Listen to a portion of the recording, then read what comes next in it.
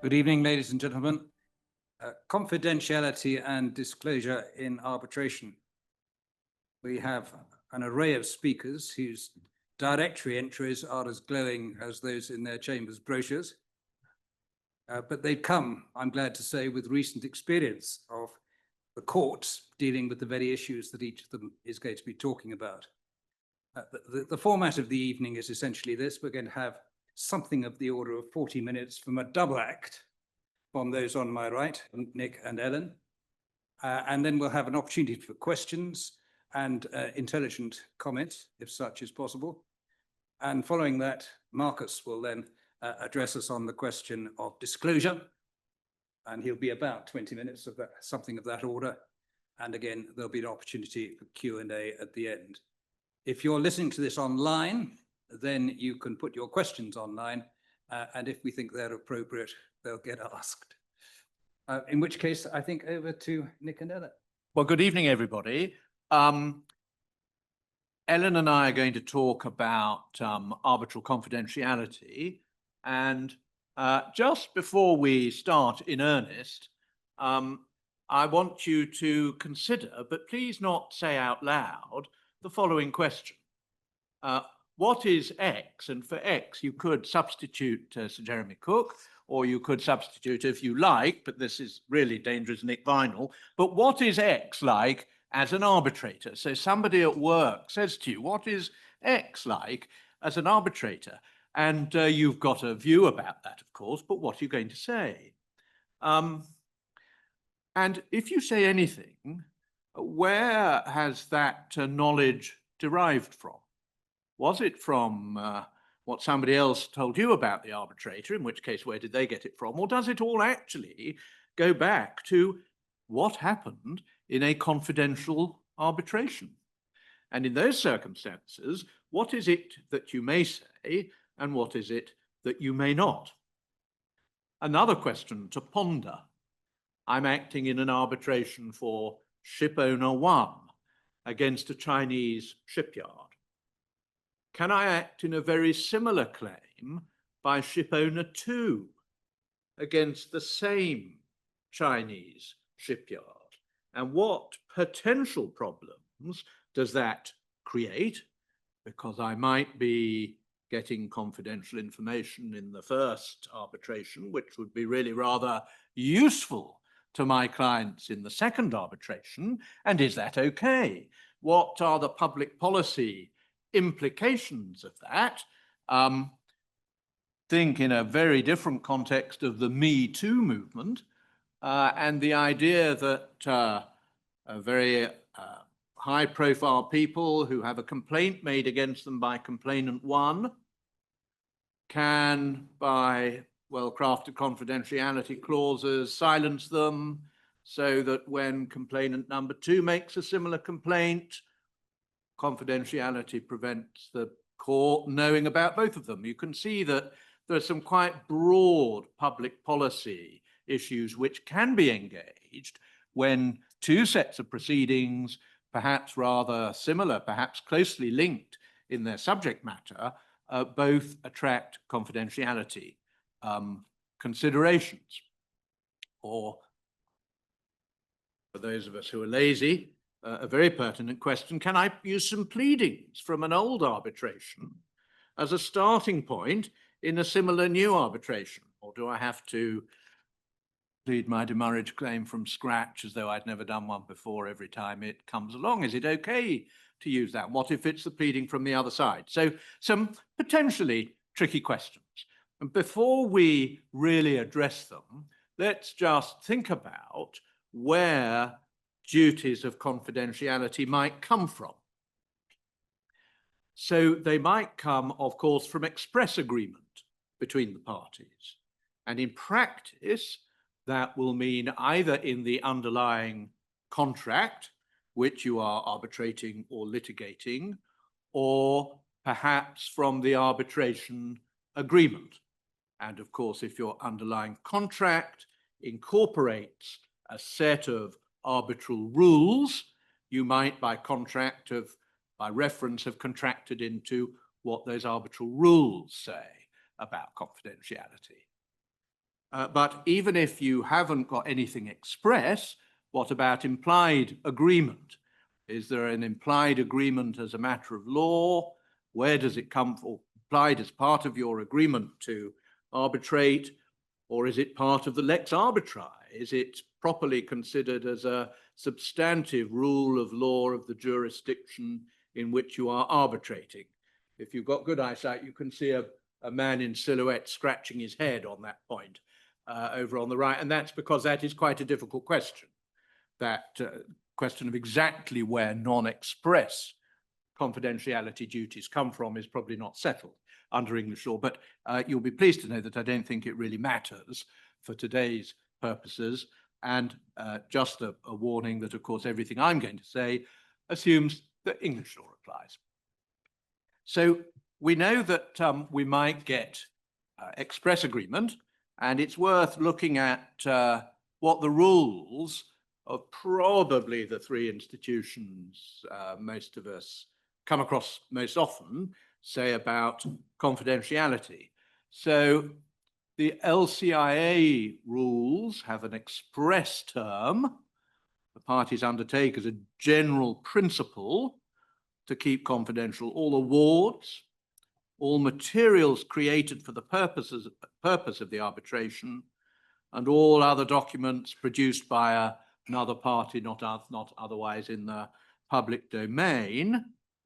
And then so that's what's covered. And then there's an exception, save and to the extent that disclosure may be required of a party by legal duty to protect or pursue a legal right, or to enforce or challenge an award in legal proceedings, ... And then there's a roll-on of that to anyone who's involved.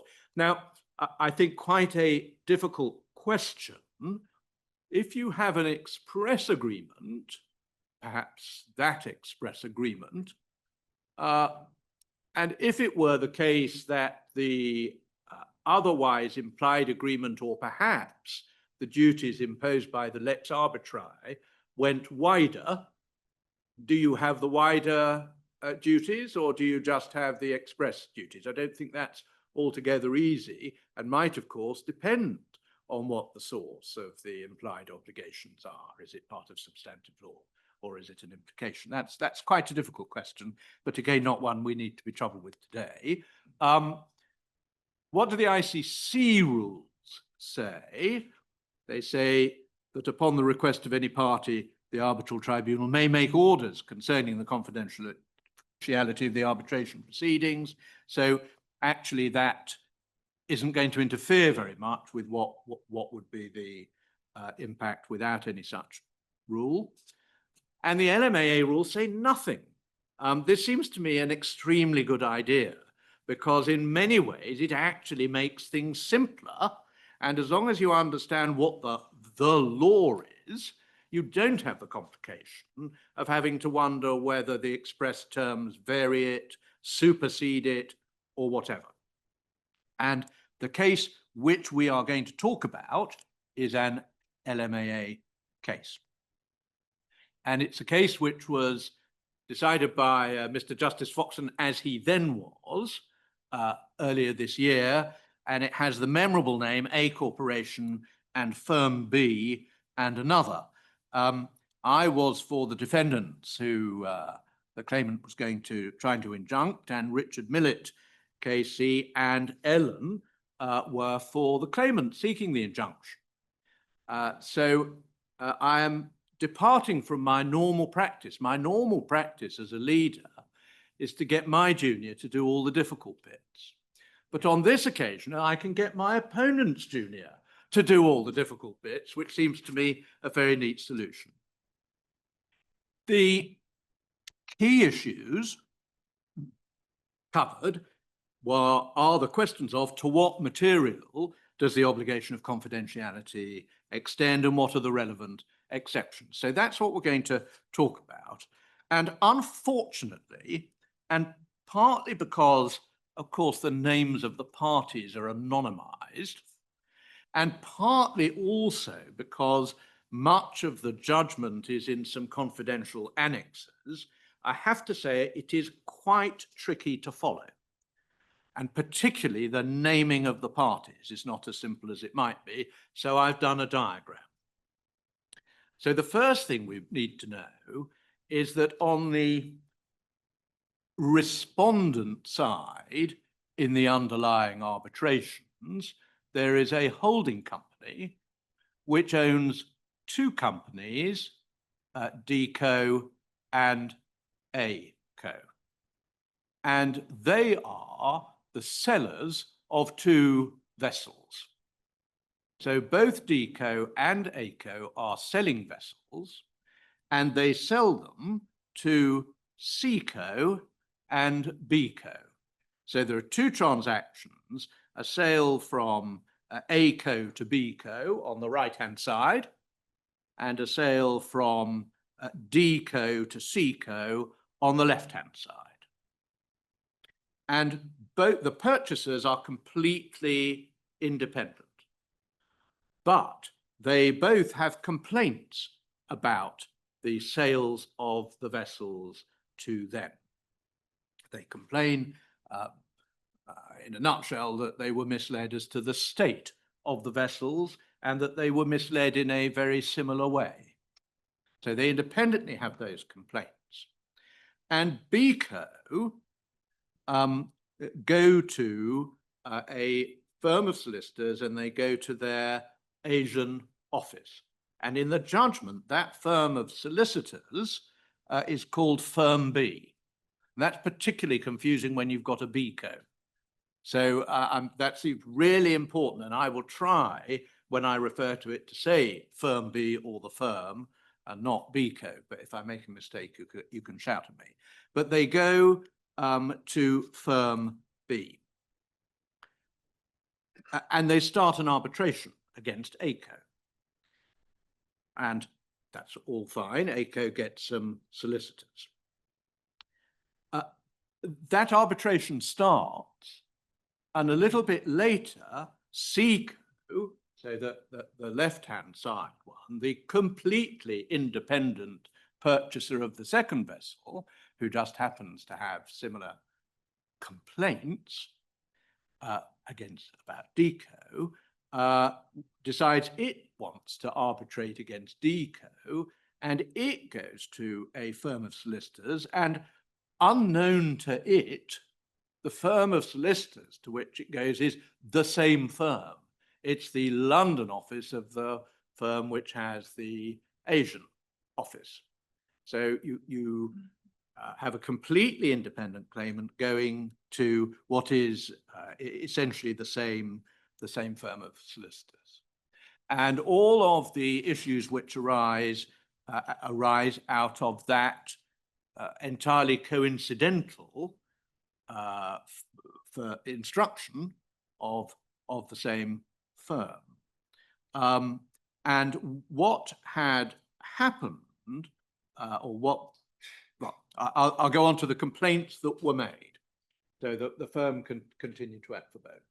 And a series of complaints were made against the solicitor's firm. And I'm simplifying slightly, and it's so complicated, you'll see why I'm simplifying slightly. The first complaint is that the London office told the Asia office who the claimant's experts and counsels and arbitrator were in the Vessel 1 arbitration. And it was said that they should not have done that because that, being something internal to the arbitration, was confidential. The second complaint was that the London office discussed with the Asian office the issues and allegations arising in the first arbitration that started, and it was said that that shouldn't happen. The third complaint, or at least on a simplified basis, the third complaint, is that the London firm improperly used information, from the V1 arbitration to settle an early disclosure request. The suggestion was there was, in essence, a copy and paste. Well, we made this request of one of the sellers will make in the other arbitration a very similar request of the second seller. And finally, it was objected that there had been improper communication between the officers of settlement discussions and or without prejudice save as to cost offers that had been made in an attempt to settle the first arbitration. So that's the nature of the complaints, and the overarching, I must remember when I turn the physical page, it doesn't affect that. The overarching complaint, therefore, was that there had been breaches of confidentiality, so it was said an interlocutory injunction should be given to prevent firm B from acting for ACO, and or to restrain future breaches of confidentiality, and or to compel a file purge. But essentially, what the vendors said was, same firm can't act against us in both claims.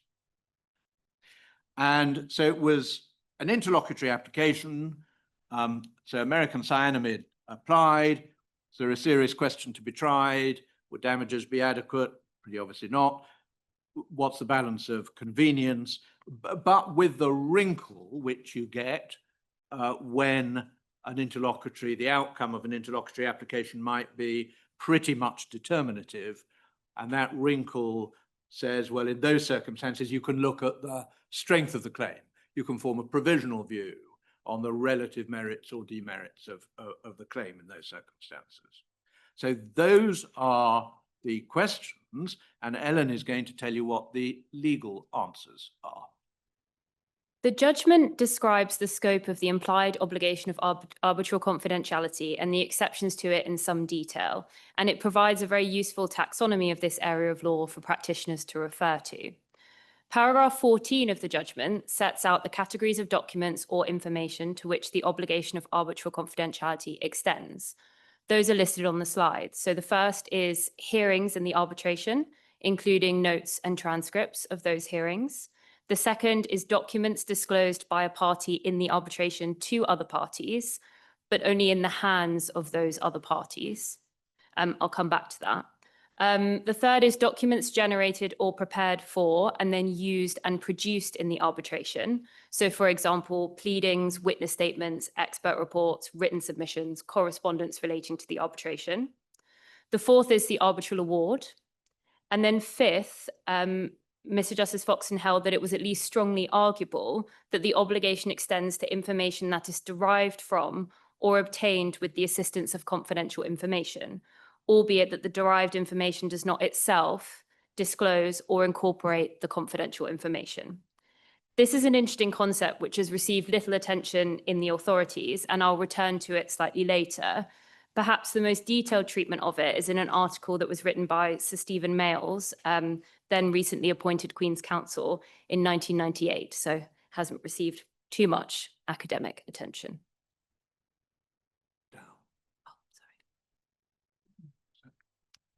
However, the obligation of arbitral confidentiality does not extend to a party's own documents which came into existence independently of the arbitral process. Those documents do not become subject to a limiting obligation of confidence in the hands of the party whose documents they are, simply because that party discloses or relies upon them in the arbitration. And then secondly, the fact a commercial dispute leads to the commencement of an arbitration does not of itself make confidential the existence of the dispute or the events that gave rise to it. So, for example, in this case, the allegations that the vessels were defective, those were facts, events which came into existence independently of the arbitration itself, those allegations.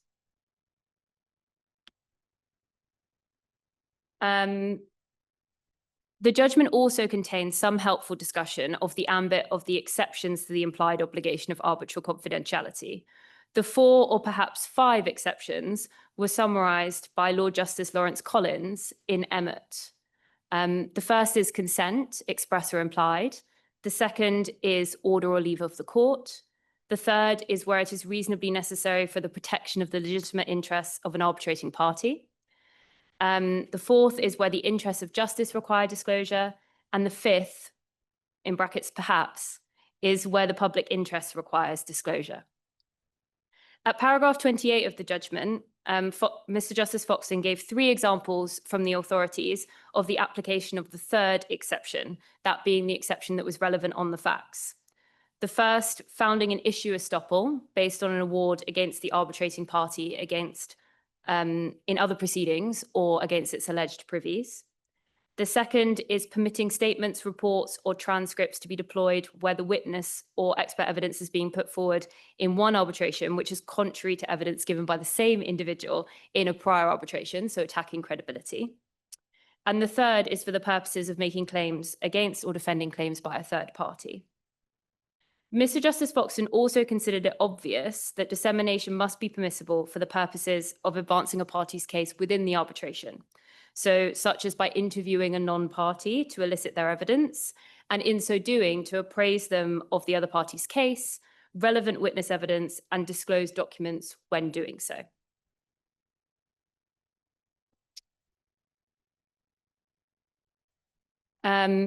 Taking that one step further, he held that it was very strongly arguable that it must be permissible to use at least some of the material captured by the obligation of confidence for the purposes of seeking to elicit similar fact evidence from a third party who is believed to have similar complaints against the opposing party.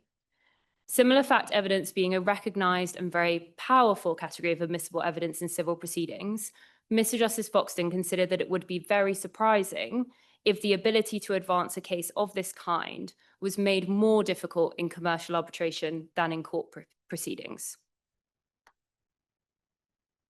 Perhaps most significantly, Mr. Justice Foxton stressed that all material to which arbitral confidentiality attaches will not justify the same level of protection from the courts, nor will the same degree of necessity or cogency be required to establish an exception to the obligation. So, for example, the disclosure of a party's own filings or reports is, all other things being equal, less intrusive than disclosure of material that was produced by another party or which draws upon that material. That reflects a sliding scale of arbitral confidentiality. The sliding scale is not a wholly new idea, as Mr. Justice Foxton himself recognised in the judgment, but it seems to me that the suggested open texture and flexibility of the obligation is more pronounced than before. 2 final points that bear emphasising on the law as captured by the judgment. First, whether an exception applies, or perhaps whether an injunction is appropriate, may depend on the nature and extent of the disclosure. By that I mean, is it general publication or disclosure to a specific person for a specific purpose, as in the example of eliciting similar fact evidence for a third party. Secondly, the judgment draws an interesting distinction between know-how and case-specific confidential information. Mr. Justice Foxton considered that this was particularly important in maritime arbitration as an area of disputes practice, which involves a relatively small group of specialist practitioners. Paragraph 24 of the judgment contains some helpful examples of know-how, such as knowledge about the types of documents that are generally available in relation to particular types of issues, how major players or repeat litigators in the field structure their businesses or record assembly and keeping, and which document requests have or have not yielded results, the litigation strategies of particular opponents and their approach to certain contested issues, and the outlook of issues such as the construction of contracts, readiness to find dishonesty, disclosure, amendments, and security for costs of particular arbitrators who act in a given field, and also shaping cross-examination of a factual or expert witness as a result of previously having cross-examined that same witness or having seen that witness cross-examined in an earlier arbitration. Mr. Justice Foxton recognised that this was not an easy line to articulate, i.e. that line between know-how and case-specific confidential information, but he said that experienced lawyers generally have a good sense of which side of the line they fall. So perhaps less helpfully, there is an instinctive element at play here, but dovetailing with the sliding scale concept, the focus is a pragmatic and flexible one that recognises the realities of litigating in a small pool. Thanks, Helen. Yes, I agree. It was a pragmatic and flexible interpretation of the law, and it was pragmatically and flexibly applied in answering the particular complaints that were made. So, just to remind you, the first was that the 2 solicitors' firms had, two officers had disclose to one another and therefore to the new client the identity of the expert, the identity of counsel, and the identity of the arbitrator, and also their views on the arbitrator, but held that there was either no arguable complaint of breach, or insofar as there was any breach, actually this was know-how. This was know-how, this was not material so particular to the arbitration that it was improperly disclosed. So no injunction on that ground. Discussion between the two officers, and hence disclosure to the second client, about the issues and allegations in the first reference. And of course, the starting point was that there can't be any objection about discussing the complaints that are made about the sale, because your case about what your case is against your opponent is not confidential. That is not something which is confidential, even though you have put that case into an arbitration. The fact you put it into an arbitration and how you've done so might be confidential, but the fact of the complaint isn't. So discussing that, no arguable breach. But of course, the danger is as soon as you discuss it, you kind of discuss what's coming back the other way. Oh, I've got a case which says this, that. Oh, and the defendants say, you can see how that might be likely to happen, but held that insofar as the discussion went beyond that, then obviously arguably it was a breach, but the solicitor's firm had the better of the argument that it fell within an exception. And it's obvious from the judgment that the exception, which is probably the relevant one, is the kind of similar facti type public policy exception. So in essence, common vendor could not by that route prevent some knowledge passing about the line it had taken in the first arbitration, or its sister company had taken in the first arbitration. The pleading point, the lazy pleaders point, it was arguable, the judge said, that the way in which the second set of requests had been couched was influenced by what had happened in the first arbitration. The point being, of course, that by the time you do the second request, you know what answers you've had to the way you put it in the first request, and you might tweak, but held the link with confidential information was weak, and the solicitor's firm had the better of the argument that it got no enduring advantage. So there wouldn't be much point in doing anything about it. Now, the fourth point, little mea culpa from me here, really. There was some disclosure that in the first arbitration, without prejudice, savers to cost offer had been made in a particular sum, and that first offer, the fact and amount was disclosed to those involved in the second arbitration, and there was a subsequent offer, the fact of which, but not the amount of which, was disclosed. And I conceded that that information was confidential and should not have been disclosed. And Mr. Justice Foxton, in the nicest possible way and somewhat elliptically, said, Vineall, I don't think you should have made that concession. You may have conceded too much. But it didn't matter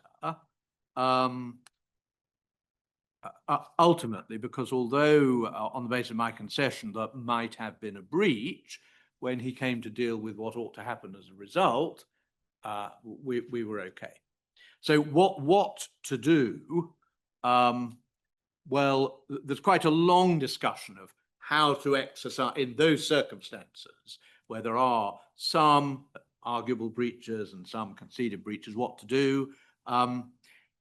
The factors include, firstly, the fact that by the time we got to court, effective information barriers were in place. so that there was no risk of the file on the first case being read by the people acting on the second case. And the teams had been separated. The teams were in different places. The teams had been separated. So that's one factor. The firm B had also used someone, if I recollect correctly, not involved in either case, to make sure that there was nothing that had crept into the second file from the first file, which might be arguably confidential. So what was said against us was, well, there are some things which have crossed the line. Maybe there are more things. But there was a weed of the file to ensure that that wasn't the case. And of course, the judge accepted that there would be prejudice to ACO, that's the new client of firm B, if they had to start all over again with a new firm of solicitors, and the injunction that was sought would have required that. So, and then as to the without prejudice offers, where I made the concession that there'd been a breach of duty, the judge said, well, even if that's right, the significance is very limited, particularly because there was no communication of the amount of the second offer, and they had no way of knowing what the settlement was. So no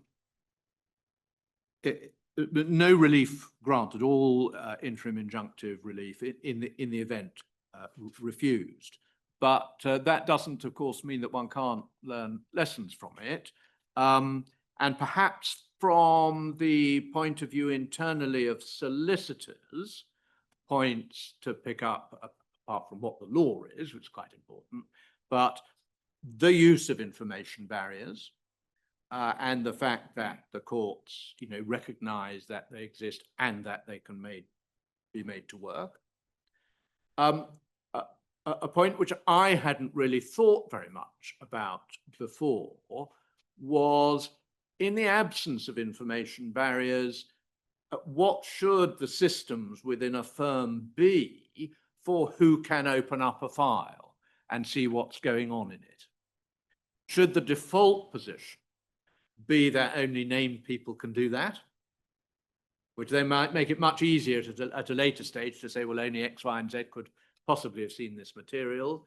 Or is that something which you would impose only in a case in which you thought it was necessary? That's very much a sort of internal matter for solicitors' firms, but I think it's not easy to know what the right answer to that is. And also, thirdly, the danger point of right at the beginning, and this was a case here, not realizing that your firm in different offices is on the same side of two linked arbitrations. And of course, particularly, in a case like this, where there are subsidiaries that, it's not going to be the same named company on the other side, but they're subsidiaries of the same owner, having systems which are subtle and sophisticated enough to pick up the risk that you might be going into a position where somebody later complains you shouldn't be doing that at all, I think is quite a challenge, actually. But it's very similar to the challenges one has on conflicts. But because of confidential information, it arises in a slightly different way. And then to return to the legal takeaways, so 5 legal takeaways I've identified and a couple of unresolved legal questions, or at least somewhat unresolved legal questions. So first, a clear definition of the scope of the implied duty. Second, the exceptions to the obligation.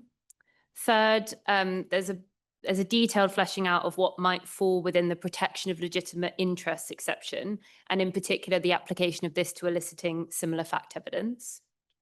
Fourth, there is a somewhat new emphasis on a sliding scale of arbitral confidentiality, which is relevant to the application of the exceptions.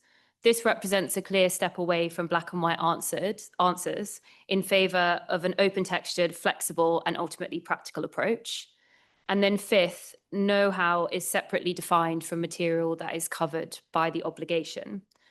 In terms of the two legal questions left at least somewhat unresolved, the first is derived information. That is whether information that is derived from or obtained with the assistance of material confidential to the arbitration is captured by arbitral confidentiality. As I said previously, Mr. Justice Foxton seemed to think that it was.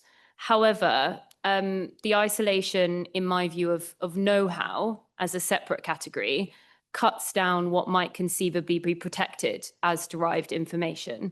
In particular, given that know-how, as I outlined in terms of the examples, is said to capture knowledge about individual opponents or witnesses, so repeat litigators or witnesses that you may have seen in multiple arbitrations. In this case, the suggested relevance of derived information was to the sorts of advantages that you might gain from having been against a party previously. So, for example, in the formulation of those disclosure requests in a specific way, based on what you may have derived from a previous confidential arbitral process. That is essentially the example that was given by Sir Stephen Mayles in his 1998 article, i.e. as a result of evidence given in an arbitration, a party might discover how to obtain information or documents for which it would not otherwise have known where to look. Given this seems to overlap now considerably with what is termed know-how, it may be more difficult to think of examples of derived information which would fall within the scope of the obligation. The second legal point, which Nick has touched upon, is whether the sharing of information about without prejudice settlement negotiations, so as to coordinate settlement strategies of two parties who are facing a common enemy, might breach the inherent obligation of confidentiality. Considering that Mr. Justice Foxton said that this was not wholly straightforward, it seems to be potentially ripe for future consideration. And that comment, in my view, shows this kind of clear flavour of the practical and flexible direction of travel for this area of the law. That's it. Say thank you for listening. Thank you for listening. I do. Very good. Well, now it's your opportunity to raise difficult questions that arise out of that. Stephen. What was the cause of action? What was the cause of action? Yes. The plaintiff was the other side. What was the plaintiff was the other side. So what was the cause of action? Breach of confidence by the solicitor's firm. And the second thing is, who paid for the defence? I should ask Nick that. Who paid for the defence? I don't think I can answer that question. Because presumably the solicitor's clients were not permitted to know what was going on. Well, I can say something about that, can't I? And the solicitor would have had to fund its own defence. Well, the only thing I'm going to say is the thing which was obvious from the judgment, which was that the claimants took the view that the second client should not be told about this action, and without prejudice to whether that was a reasonable stipulation, the solicitor's firm whom I represented accepted that as the modus operandi. And doesn't it follow that the solicitor's costs of defending, and if they'd lost the solicitor's cost of defending and their liability for the claimant's costs, would not be chargeable to the client? I understand the force of that observation, but it's not something on which I'm going to comment. And one would have thought that the solicitors' professional insurers would probably be involved. And in that case, are people aware? I appreciate that the point didn't arise. Quite, the injunction not having been made and a favourable order for costs having been made. And so Jeremy points is a very valid one. Do the barristers in this room know that the bar mutual cover does not cover you personally when you're sued for a confidentiality injunction?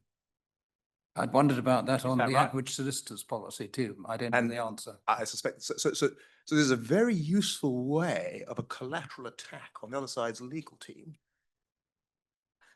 Not that I'm suggesting that Ellen did that for that reason. Next to you, as the microphone is there. Yes, thank you. It's gonna knock me down as you. Thank you. I just wanted to ask in relation to the issue 2 point, if you had an underlying contract, if either or both of your MOAs, or if it was a charter party dispute, your charter party had within itself a confidentiality clause, so this fixture, this MOA to be kept strictly confidential, would that affect the outcome on issue 2? And would that then sort of weep into the other issues, making it easier to enforce an obligation of confidentiality? I think it certainly might do.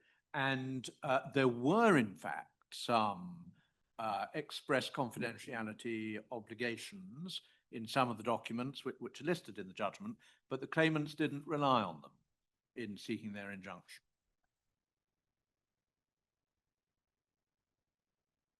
Yes, Mark.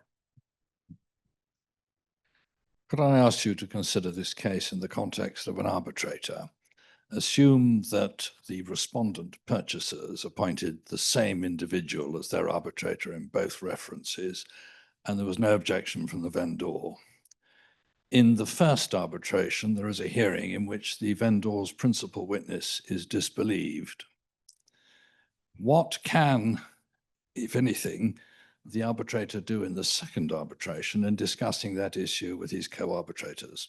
I have a provisional view, but I'd be grateful for yours. To go first. I actually had an issue very close to this, sitting as an arbitrator, and I think it's quite difficult. What do you think? I think my view would be that you, as an arbitrator, you'd probably have to recuse yourself from the second arbitration. You know, having formed a very clear view about the credibility of a witness, quite hard then to come to the second arbitration with an open mind, and impossible for you to discuss that, it seems to me, with the other arbitrators, in which case your position as an arbitrator, I'm afraid, would appear to me to be impossible. But That's the tricky bit, that you can't discuss it with anybody, because as soon as you discuss it, you might have colour to the other. resign. Well, it's clearly derived information.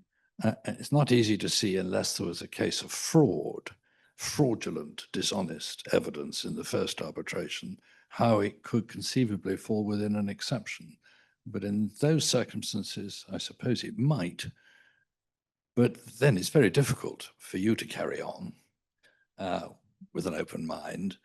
And that's one of the difficulties of the confidentiality of arbitration, because if the previous proceedings have been in open court, it's a matter of public record, and judges frequently may come across a similar witness or same witness giving similar evidence in another case, and is not troubled by having previous experience of that evidence and having disbelieved it. Although again, if it's the same witness, and a later stage in the same case, you probably would recuse yourself. But I think the similar fact exception is extraordinarily difficult, because similar fact is itself a very difficult area, isn't it? Yes. You know, I don't quite know how it was expressed in the case in question, but I see very real problems there. It really engages the public, I think, with sort of public policy issues. The other thing which was odd about our case, or I suppose striking about our case, was the asymmetry, because of course on the vendor side, so the respondents to the arbitration, there was complete porosity about the arbitration, because there were common directors of those two businesses, and they were in common ownership, and they had appointed the same arbitrator. So no, they're not appointed the same. Perhaps they had. Okay, I can't remember actually. Not sure if they I had. don't know. They had But- the same legal team. Yeah, but there was complete porosity on the other side, and so You know, in a sense, it seemed odd that on the claimant side, they couldn't appoint the same arbitrator because they couldn't even say who the arbitrator was. And, you know, I think that's what makes it quite tricky, where there's a different structure on both sides. I think it's difficult. Yes, Sean? I take it from what you said, Nick, that you think that if it had been, given the information barriers were important to the judge, if it had been the position of firm B that the same partner would act on both arbitrations, that wouldn't have been permitted. And just to follow that up, what do you think the view would have been if the same experts had been appointed or the same counsel team had been appointed by the Asian version of firm B? Yeah, the one thing perhaps I should have mentioned was that at an early stage, the two claimants were going to use the same counsel, and it was decided that they would not do so. I agree with you that it's clear.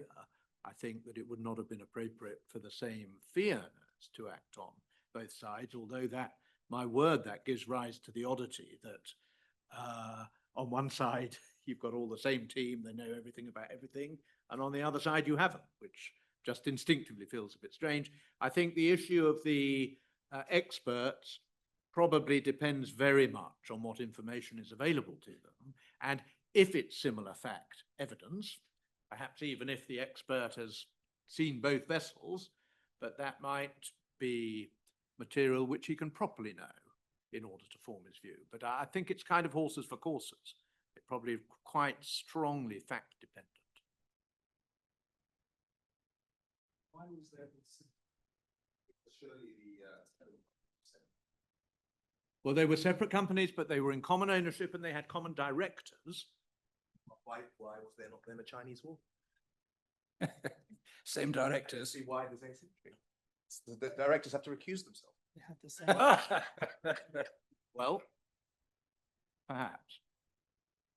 And Sorry, George, but even you know, the point of principle would arise, I think, even if it had been the same company.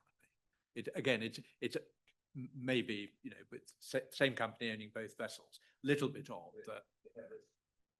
That's true.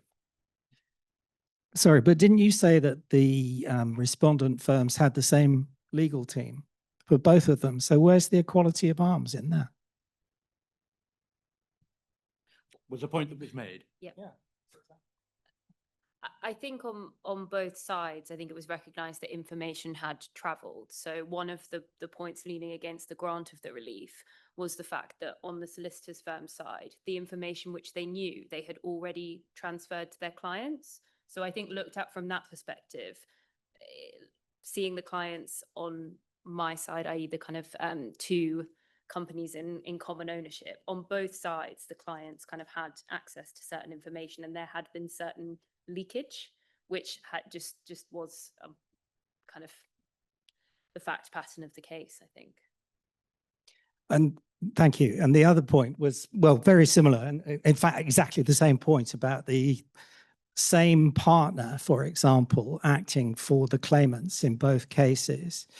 I mean, historically, looking back over the years where you've got a quasi-class matter, where you've got the sulfur damage cases or the fish meal cases, and, you know, there are loads of others that people in this room can think about.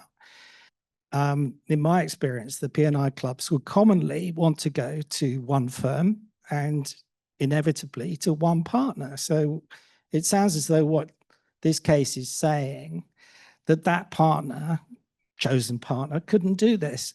I mean, you gave the example of the without prejudice offer and not being able to disclose that. Well, you know, the partner conducting the case, he gets two WP offers. Of course he knows. So I'm sorry, I'm struggling with this to see how in practice the clients, like the P&I clubs, could go to one firm, to go to one solicitor or partner and conduct that sort of litigation. I mean, there's a distinction, isn't there, between a a single tortious act, which affects a series of people who might all be claimants. So that's one example. This plainly was not on all fours with that. There are claims against different legal entities arising out of different transactions. So whereas I agree that it seems instinctively very strange, or it would seem very strange, that if you had a series of claimants complaining of essentially the same thing, that they had to be separately represented and so on. That just seems a bit of a nonsense. But what makes this difficult, I think, is that although the claims were very similar and against companies in common ownership, they were distinct claims against distinct entities, and there were the rights of confidentiality, the obligations of confidentiality to which that gave rise. But I think that's why this is difficult. At the back there. Oh, yes.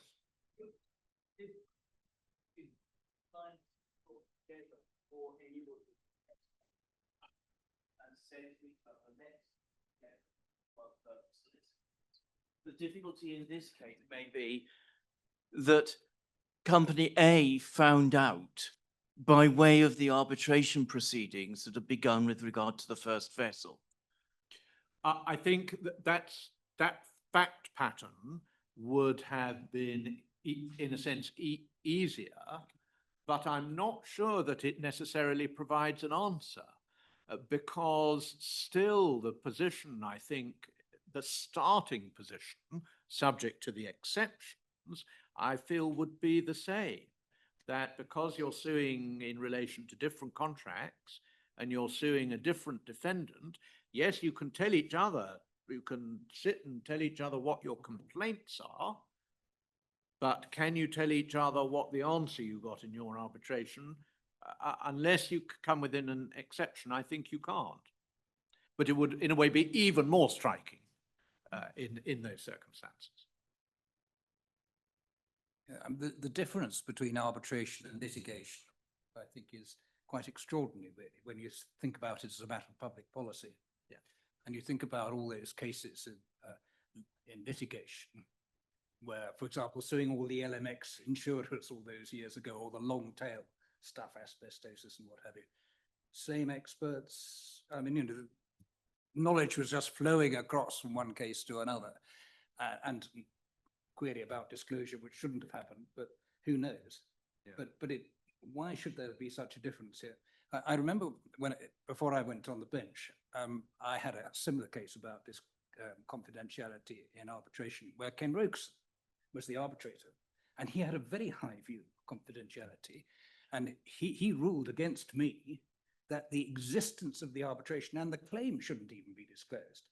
And I said, well, how can that be? Because you've got a public company here, it's got to disclose to its shareholders, its auditors, and so on and so forth. How can that really be?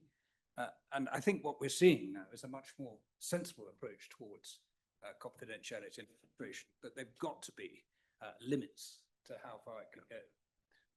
But where the lines will be drawn, I guess it's a watch this space. Any more questions? Yes, at the back there. I'm sorry, yes. Thank you.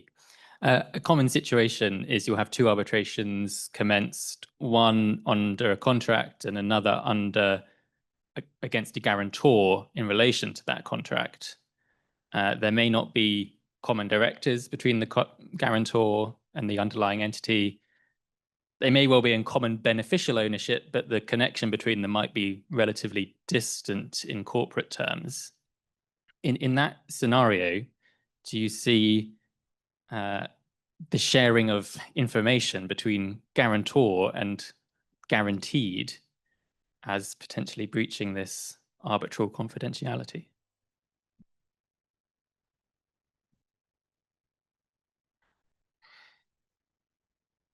I don't see a reason why it would necessarily be different, but I do think that, kind of as I emphasized, I think there is quite a practical approach which is being taken to the exceptions. So I think to the extent that you could kind of, I think that would probably be the route forward. I think the route forward would be to try and kind of look at say there is that element of the legitimate interest exception, which is about bringing claims against third parties. And I do think that there probably is quite a bit of scope for that to fall within an exception, particularly where kind of, as I talked about, you're kind of disclosing to a particular defined person for a particular, very particular purpose, would be my view, would be that would probably fall within an exception, or you probably would be able to make that case. Reasonably necessary for the protection of the legitimate interests of an arbitrating party, would have thought that off. I think it's an interesting question, perhaps for the future. Are the position of claimants and defendants exactly the same? Do different? Because I think there you're thinking probably that the guarantor and his principal would be on the defending end, and it seems really odd that they wouldn't be able to pass information between themselves. Maybe that's instinctively stronger than two claimants who want to pass information, but I'm not sure that I can express clearly why it should be different. In practice, often one sees arbitrations then consolidated by agreement or concurrent, and so some of those problems are overcome. That was a question. Were these cases that could have been concurrentized under the LMAA rules? I think we said that they could be, and there was some talk about that, wasn't there? I think temporally it didn't work because the first one had settled prior to. If so, why isn't there implied consent? Sorry, could you repeat the question? If they're concurrentizable, why isn't that clause in the LMAA rules implied consent? Well, I think we made a point, I think you did make that point. along those lines, that it was difficult since when you submit to LMAA arbitration, you submit at least to the possibility that against your will, rather unusually, of course, in LMAA, you submit to the possibility that there might be concurrency. You can't expect the high level of protection which you might otherwise expect to apply to you.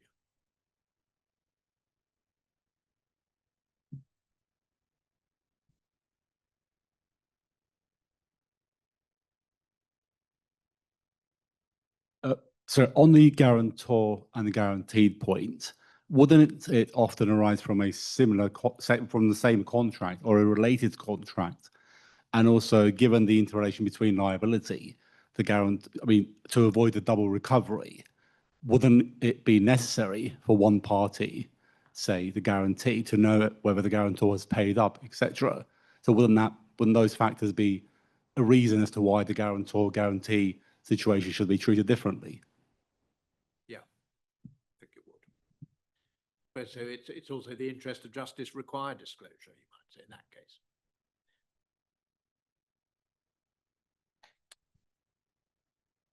Two points occur to me. If there is no enduring advantage, which I think the expression was used as the reason for not granting the injunction, and damages are plainly an inadequate remedy, there is, in fact, no remedy open to the other party whose confidence has been breached. Isn't that right? Well, I think the point was that all on the hypothesis that there had been some breach which gave some advantage, it was slight, and there was no future risk.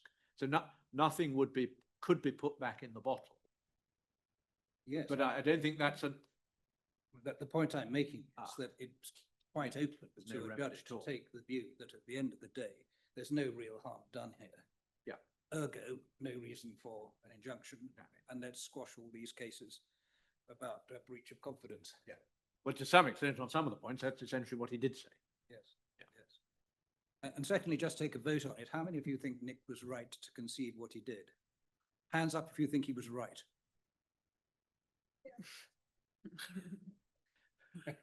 Well, not very many by the looks of it. Well, they know the answer, but David Foxton's told them. Well, he hasn't. He said he's not sure, but it seemed to me it's a concession that was quite properly made. Well, thank you. Certainly on the existing laws, I would have understood it. But yes, sorry. Yeah. John. It's really just picking up on that point that if it's even arguable that it wouldn't be a breach of confidentiality to disclose without prejudice savings to costs offer, I mean, is there any confidentiality left? Right. I mean, it seems to me that Ellen was talking about your direction of travel, it seems to be a case that the direction of travel is a very, very significant watering down of any concept of confidentiality in arbitration. Well, I agree. Yeah. I think that's right. And that's why I was drawing the comparison with litigation. I think the intention is to move closer to that. Sorry. No, no, I sorry. should have left that to No, you. no, no. Permitted. The thing that was permitted was the disclosure that there had been an offer, not the amount. There had been two offers. The amount and the fact of the first offer had been disclosed, and the fact of the second offer. Right. And the judge thought that both of these things, you didn't need to make the concession even about the first one. He seemed to think that I need not have made the concession about the first. He talks about kind of being picked off. So I think on analogy with the similar fact evidence point, I think the point he was thinking of was two parties who want to put their strongest foot forward against a common opponent. I think he thought it was part and parcel of this kind of similar fact evidence, kind of putting their best foot forward together. That I guess the danger is that if one of them's made, I don't know, a very small settlement offer and settles for it, but has, the other party has no idea, or there is no communication about that. The suggestion was that one of them could be kind of picked off, and then the case that they can mount together is watered down. So I think it does flow from the analysis of similar fact evidence and kind of working together against a common opponent. But I agree that I think it's quite different to that as well. Thank you. I think we probably need to move on to the next stage. Over to you, Marcus. You're going to talk about repeat appointments and impartiality in LMAA arbitration. I am, yes. Another case of interest, I hope, to LMAA practitioners. Happily, a far less complex and perplexing decision than A Corp and B firm.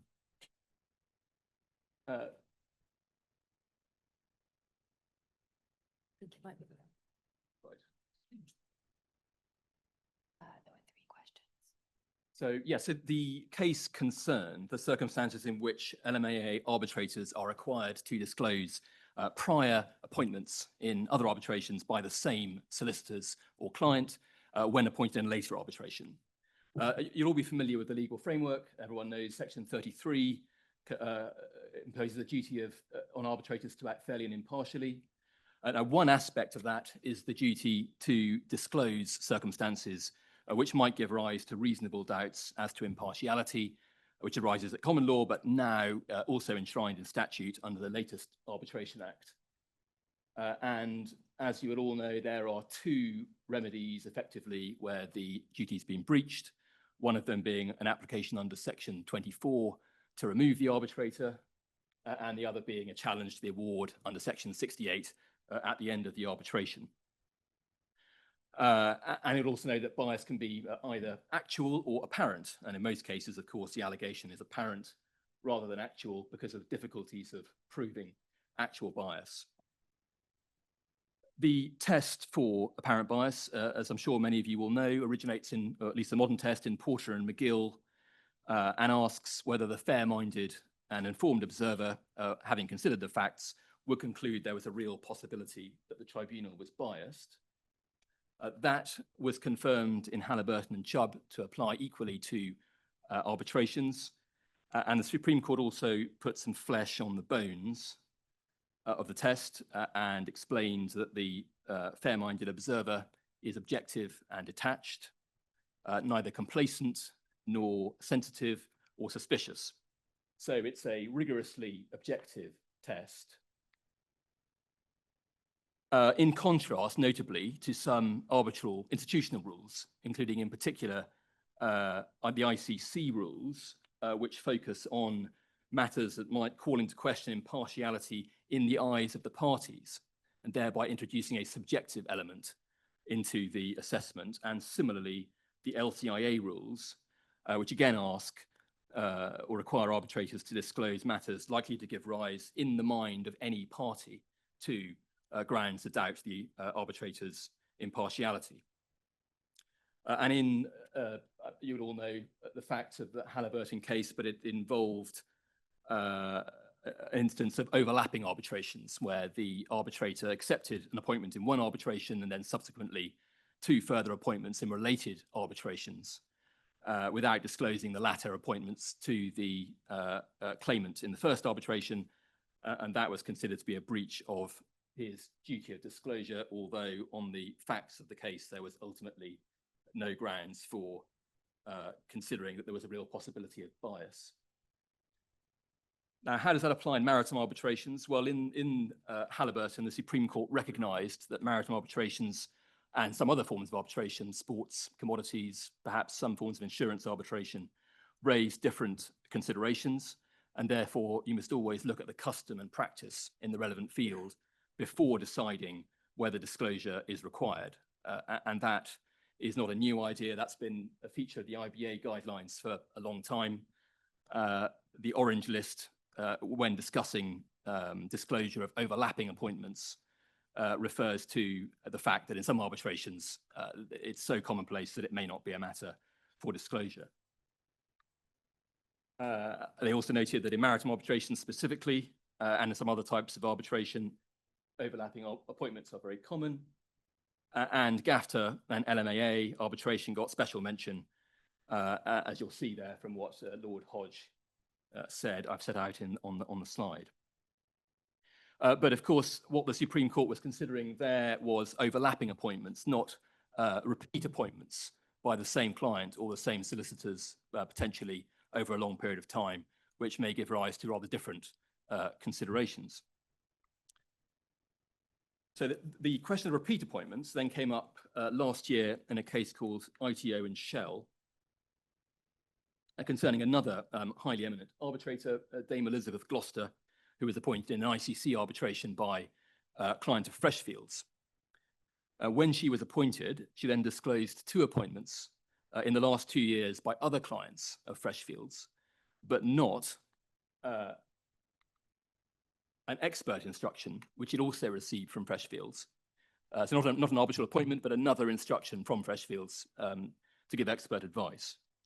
And there was then a further instruction she received during the arbitration, which he also didn't disclose at the time to the parties to the arbitration. She then did disclose later yet a further appointment for a Freshfields client and an expert instruction, and that then prompted a detailed questioning by ITO's solicitors, which resulted in full disclosure and ultimately a decision by the ICC court that she should be removed as an arbitrator. But that didn't in itself invalidate the awards which had been made up to that point in time by the tribunal, of which there were 4.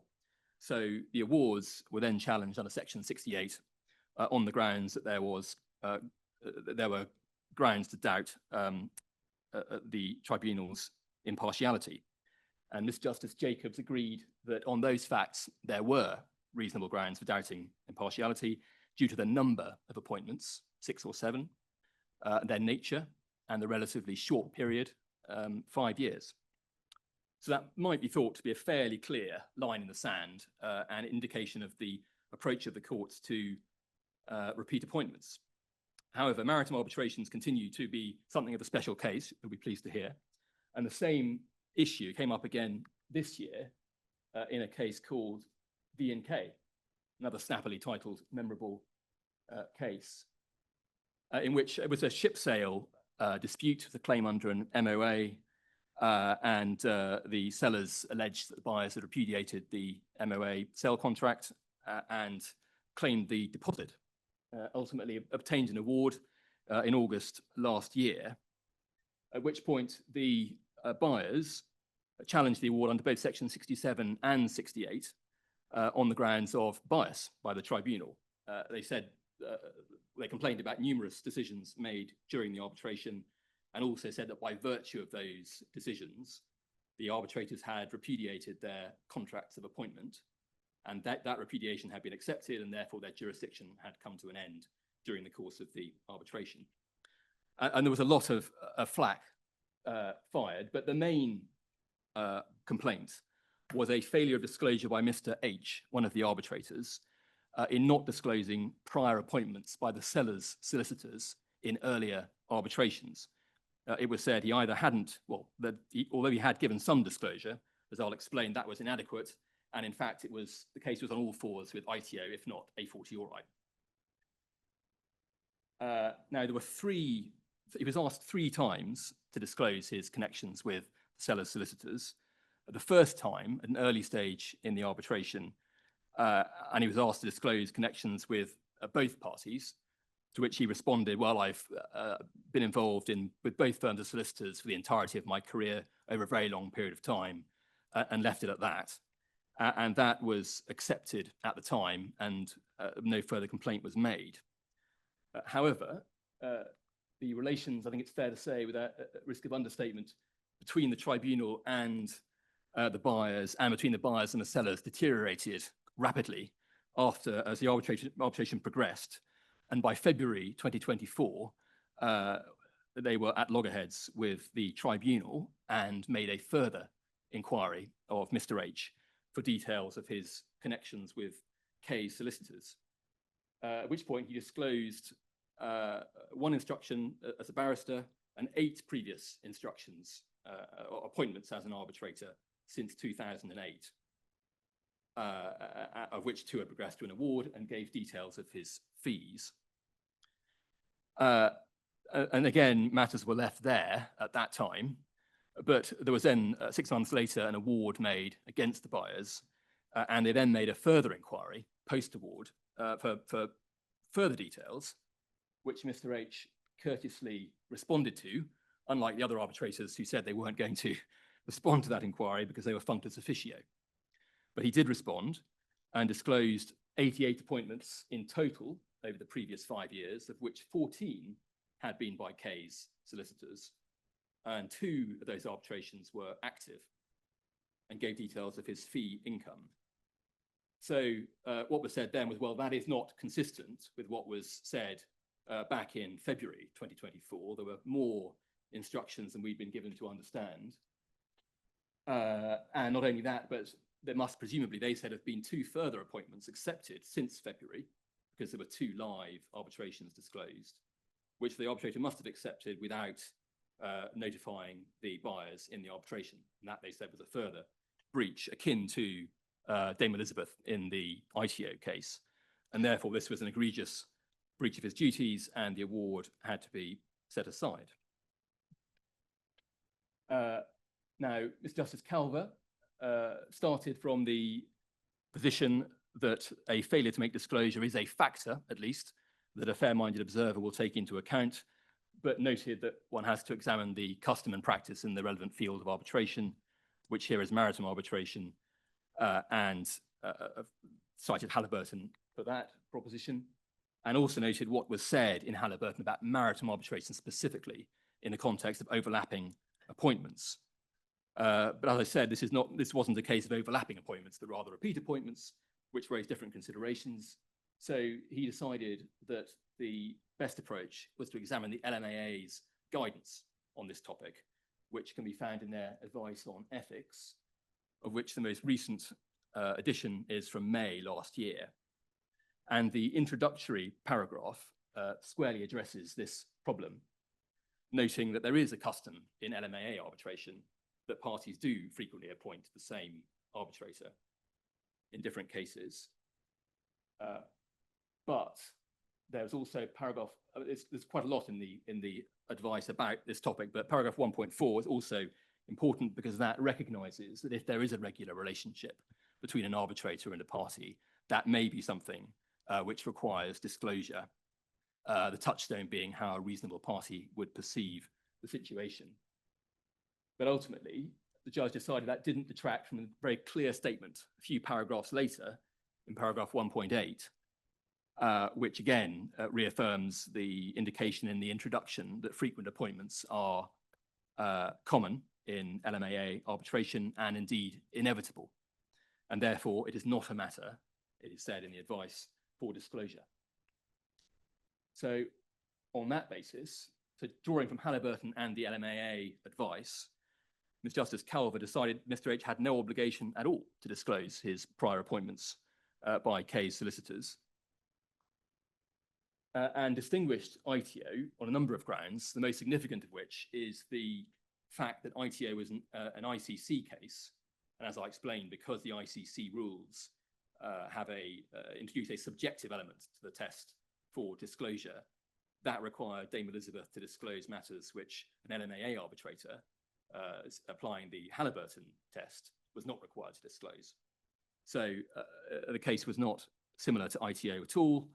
And then, of course, there was the fact of the decision of the ICC court and the fact that the appointments by Freshfields weren't just prior appointments as arbitrator, but also expert appointments, which give rise to a more intimate type of instruction, perhaps, than an arbitral appointment. So those were all distinguishing factors. But if he was wrong about that, he then had a whole host of reasons why the fair-minded observer wouldn't have considered Mr. H to be biased on the facts of that case, which I won't go through. It's fair to say the facts as the judge saw them were fairly extreme in favour of the sellers in this particular case. So in a sense, it wasn't a particularly difficult case for the judge, but the primary ground of decision was nevertheless that there was no duty of disclosure on the facts of the case. Does it lay down a bright line rule that no disclosure of prior appointments is required in LMAA arbitration? I don't think so. It didn't express himself in quite the unqualified terms that you would need to see to support that, but it does show a very robust approach to disclosure of prior appointments in LMAA arbitrations, and I'd suggest the bar for a challenge to an award now for failure to disclose prior appointments alone is very high. Certainly 14 appointments in Mr. H's case over 5 years wasn't going to cut it. Now, I see the time. Just quickly, does the new Arbitration Act change anything? There is now a statutory duty of disclosure in addition to the Halliburton common law duty inserted in section 23A of the 96 Act. It's mandatory, so it can't be contracted out of through arbitral rules or anything of that kind. And what it requires, though, is disclosure as soon as reasonably practical of any relevant circumstances of which the arbitrator is or becomes aware, those being defined as circumstances that might reasonably give rise to justifiable doubts as the individual's impartiality. And that includes matters of which the arbitrator ought to be aware, as well as those of which they are aware. Now, I think it's fairly clear from the explanatory notes to the Act and the Law Commission's report that is not intended to alter the Halliburton common law test and instead intended simply to codify it so it can't be contracted out of effectively. And it's expressed in the same terms as the Halliburton duty. It's context specific and therefore it seems to me really reasonably clear that it doesn't affect the reasoning in V and K. And therefore that decision should stand for the time being. I should say permission to appeal was refused, and despite an ambitious application to the Court of Appeal to appeal, despite Ms. Justice Calver's refusal of permission, that was denied, and therefore the case has now come to an end on that aspect. Practice points, just finally, I'd suggest it would be sensible, given what was said in ITO anyway, to consider when appointing an arbitrator whether it might be said that your client or your firm has appointed that arbitrator an excessive number of times, and if so, to consider how strong an argument might be and whether at a minimum there should be some disclosure at an early stage in the case so that if there is an objection, it can be dealt with before matters get too far. And then just very finally, in the unlikely event that the line is crossed, if your client's considering a Section 68 challenge, then beware the Section 73 trap. Any objection has to be made as soon as the matters which it said call into question the arbitrator's impartiality come to light. The same is not true of Section 24, but Section 24, of course, requires a challenge during the currency of the arbitration, which means, you can't really sit on your hands for very long. Thank you. With that, I'll hand back to Sir Jeremy. Questions, comments? Thank you. I appreciate that the case was about repeat appointments as an arbitrator, but where you have repeat appointments as counsel in the relevant 3-year period, let's say, and then you appoint the arbitrator several times, do you think that elevates the threshold in terms of having appointed an individual as counsel and then regularly having appointed that individual as arbitrator, but not in sufficient number so as for that to, you know, be deemed as impermissible, given Mr. H was appointed as counsel, but only 2014, that was more than a decade ago. Would that elevate the threshold in your opinion? Well, I think it would actually, yes, because that's rather like the Dame Elizabeth Gloucester situation, where she was instructed as an expert and therefore had a more intimate relationship with Freshfields than she would have had purely in her capacity as an arbitrator. And therefore, yes, I think there would certainly be an argument that because of the close relationship between the arbitrator as counsel and the solicitor's firm, that might give rise to greater grounds for doubting their impartiality. Just a quick follow-up. Do you have a number in mind? Well, in Elizabeth Gloucester's case, it was what, three expert instructions in total.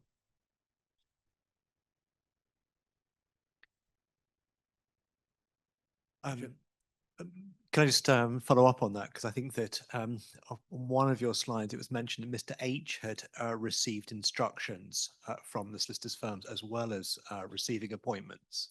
And so how was his having taken instructions treated in the judgment? Was it? Well, he'd had one instruction, historic instruction, in 2008 by Reed Smith, and no other contact, personal or professional, during the relevant period, except as arbitrator. So although he had historically been counsel instructed by Reed Smith, it was not relevantly close in time. Okay. No special emphasis was placed on that, certainly. No, by okay. the other side. And can I just ask this other question? In the new Act, we've got a requirement that you disclose facts which are known to you and facts which ought reasonably to be known to you. What does that mean? Well, in ITO, Elizabeth Gloucester, when she failed to disclose the expert appointments, the reason was that she asked her clerks to tell her what she needed to disclose. And they, of course, gave her details of her arbitral appointments. It didn't occur to them, it appears, to look into other instructions she might have received. So she disclosed those, failed to disclose, therefore, the expert instructions. And it was said, but that explanation was considered inadequate because she ought to have been aware herself of the fact of those instructions, even though her clerks had not brought them to her attention. So on the ought reasonably to be aware threshold, she would have failed that test. Whereas Mr. H, it's a different situation because although he gave inconsistent responses, arguably, between the second and third replies that he gave, in both cases, the information came from his clerks. And one point that he had made in the explanations he gave was that they keep the records, not him. So he wasn't to know himself how many times he'd been appointed, except to the extent that they had told him. So, but it's what happens all the time. When I get inquiries and I'm asked to check for conflicts, I mean, I don't remember. So first thing I do is go to the clerks and say, look at all these names and tell me what there is.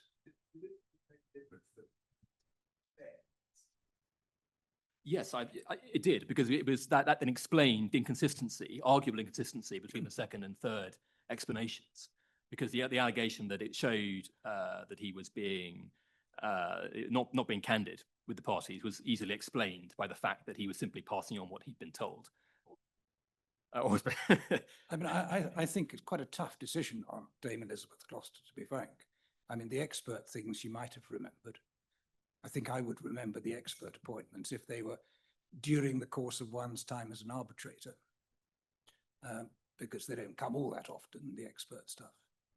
But otherwise, I think it's understandable. But to take the numbers point, though, you take someone like Mark Hampshire, who will get, I mean, literally hundreds of cargo claim arbitrations, which he gets an appointment fee for, and they never go anywhere.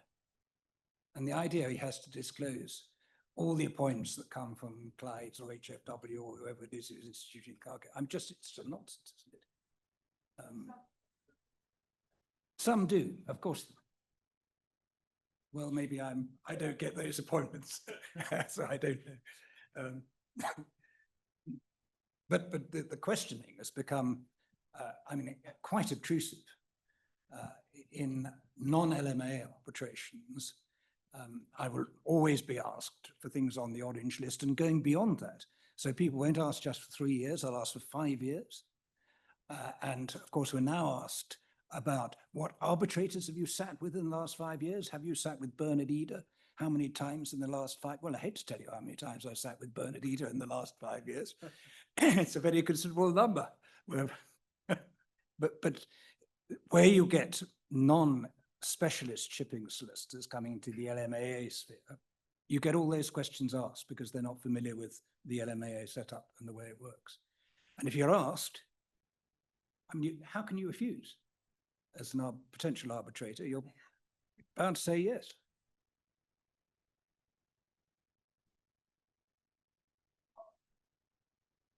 Yes. Well, 23A is there. The question is how you conclude what is a relevant circumstance. And in an LMA context, it's plainly arguable that a lot of things that might be thought relevant in other contexts aren't. But if you're asked the question, exactly. So that's what you do. If you're asked the disclose question, to be safe. quite right. Yeah, there's no harm to disclose, really. I agree. And if they don't like your answers, then fine. Give up.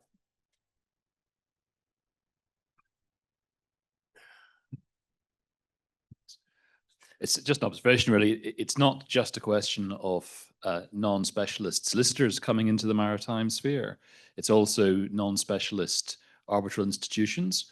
I've a couple of times had, well, Sir Bernard, in fact, rejected by the LCIA as an arbitrator, as a nominated arbitrator, because of, I think on one occasion, 4 appointments by Clydes inside the previous 2-year period.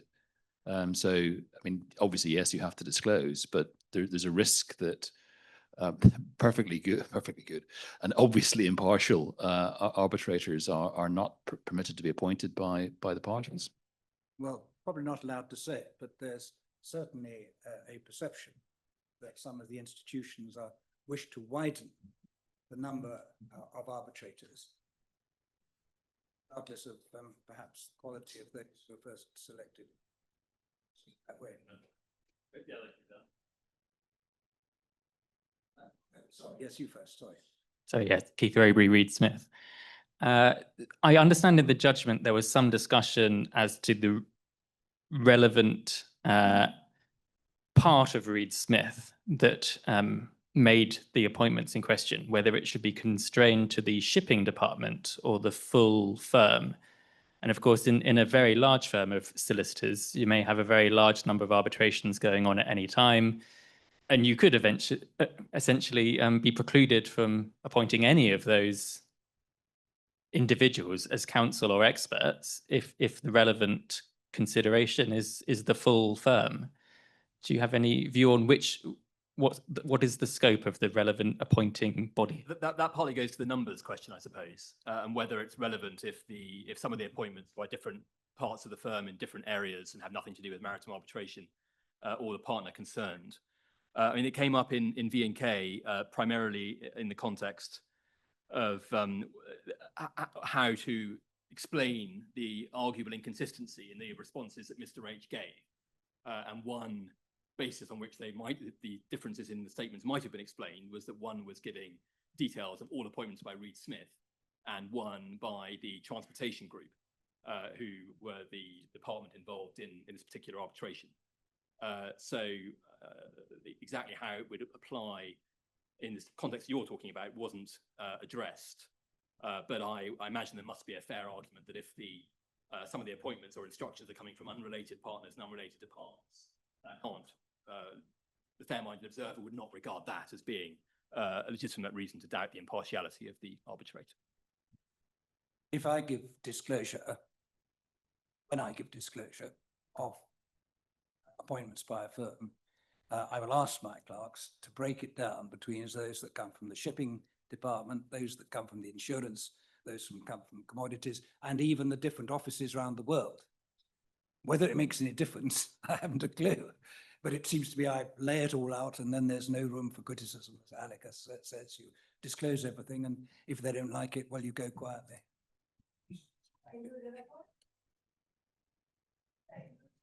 Yes, yes. I beg your pardon. Tell me afterwards. Stephen was just pointing out that other people are available. Well, of course. Of course. Just an observation, if I can agree with Sir Jeremy. I think for me, what's more relevant is not just the firm and how many appointments they've made, but also how many appointments have been made by the particular partner or team. Because, Yes. for example, at HFW, we've got lots of shipping partners and lawyers who are making lots of arbitration appointments. We don't collect any data on who we appoint. We may, within the grounds of discussion between partners, talk about arbitrators and our particular views on them or who to recommend, but we don't actually collect data on it. So if you asked us how many appointments have we made to Mr. or Mrs. X this year, we wouldn't actually be able to tell you, and we'd have to rely on the arbitrator's own data. And for me, the conflict situation is more where you have a particular arbitrator who has a close relationship with a particular partner, and he's effectively having a lot of appointments and making a lot of money regularly from that person. That's where it perhaps looks more of a conflict. Whereas I would say if an arbitrator has 50 or even 100 appointments from HFW, Clydes, Reed Smith, so what? Because many of them, it may just be the appointment fee, and I don't think that is particularly relevant. Yes, thank you. And for what it's worth, in V&K, it was very personalised. The allegations were very much focused on the partner concerned in those appointments. Just said, in the case of Mr. H, was it not partly a question of whether these appointments were a serious fraction of his practice?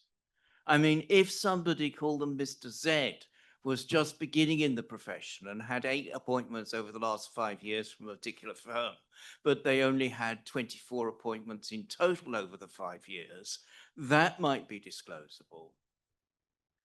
Yes, and that was one of the factors that the judge took into account in deciding that if he was wrong on the duty of disclosure point.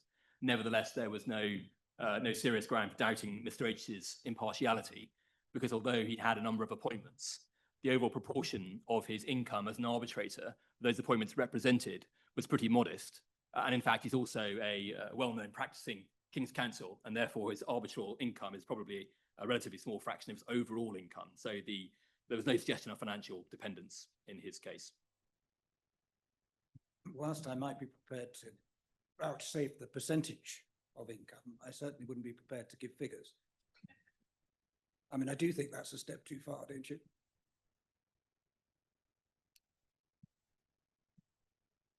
I was saying to Alec, by and large, if you're asked, you answer the questions. Could I possibly ask, say an arbitrator becomes your opponent's counsel in the course of an arbitration, do you see that being disclosed in the arbitration preceding it or not? I mean, I would have thought so, yes, absolutely, yes. Right, I don't think so. Perfect. Thank you. I think we're probably at a point where we should draw the line. We did have a couple of questions from the first session, but I think in practice they were all picked up by other questions that were asked in any event.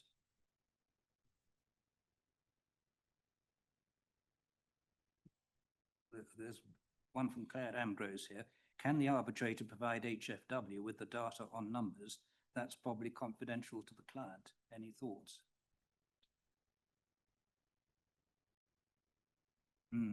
Yes, well, we can begin to see how you might get into some problems there. Yeah. Well, that is, I mean, it's always my inclination simply to disclose everything. Whoever you work for, well, just tell them everything and they can do with it what they will.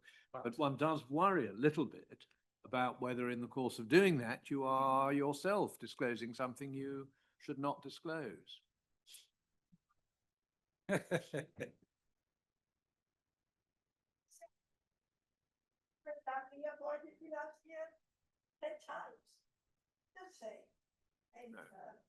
Yeah, it's quite a delicate line though, as I look quite carefully to see that I'm not disclosing parties that I shouldn't be disclosing and so on and so forth. It's quite difficult. Well, it depends on the context, what the question is, and if you're being asked, have you been appointed by the same party? Obviously. Have you been appointed by the same firm? Obviously. Yeah. Yeah, of course. You've been appointed by a shipyard, 10 times in the last 2 years, then you're disclosing that there's a lot of litigation against that shipyard. And, that's a question of confidentiality. It's a kind of, so I can see that there is an issue. I mean, it's a bit of an issue around that. It's not Then- utterly straightforward. It's not utterly straightforward, yeah. Luckily, in maritime arbitration, there is no obligation to disclose the appointments, so probably. Let's say if Ken Rokerson taken a few years ago that you shouldn't mention anybody. This is back in the 1990s before we ever got into Halliburton type arguments at all. But, Sorry. Would the situation all be the same? Should you have either captive insurer? Sorry, would the situation all be the same if you had captive insurers or in-house counsel appointing you, and then you have to disclose the name of the actual client, and that would, you say, I've been appointed by this person's captive insurer 10 times. So you're saying this person's had 10 cases against them in the past 3 years. I'm afraid I didn't quite hear that. So if you have a captive insurer, some subrogated, and they are dealing with, say, 10 cases and they've appointed the same arbitrator in all 10 cases, then you're pretty much saying this person's had 10 cases against them in the past 2 years. And I don't know if that crossed the line. It probably does.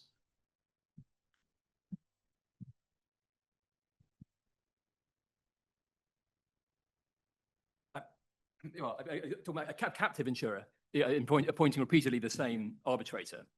Well, I think that the situation would be very much the same as a repeat appointment by a law firm. I mean, the principle applies as much to the same client appointing the same arbitrator as it does to the same law firm. If anything, it's worked a fortiori, exactly. Much of the greater grounds for doubt of partiality in that situation. So, yes, I think that certainly would be something which would probably be disclosable. Now, and it comes up quite a lot in Bermuda form arbitrations where the number of insurers are relatively limited. I think we'll come to a stop at that point. We will. Wow. May I just say thank you very much to our learned panel. You have been so good. I have to thank you personally and on behalf of all of these lovely people who came tonight. Now, this event sprang up during lunch with Nicholas. He was so excited to tell me about that case, whatever you call it, a corporation. And he was telling me, I almost fell asleep because we had some wine. And I thought, this is very interesting. It's a very difficult case. You better come along to explain it because you do speak very well. And thank you very much, both of you, for making a very difficult case because I want to read it after. It's a long case. It's so difficult. And you have to really, to summarize it like this, it was well done.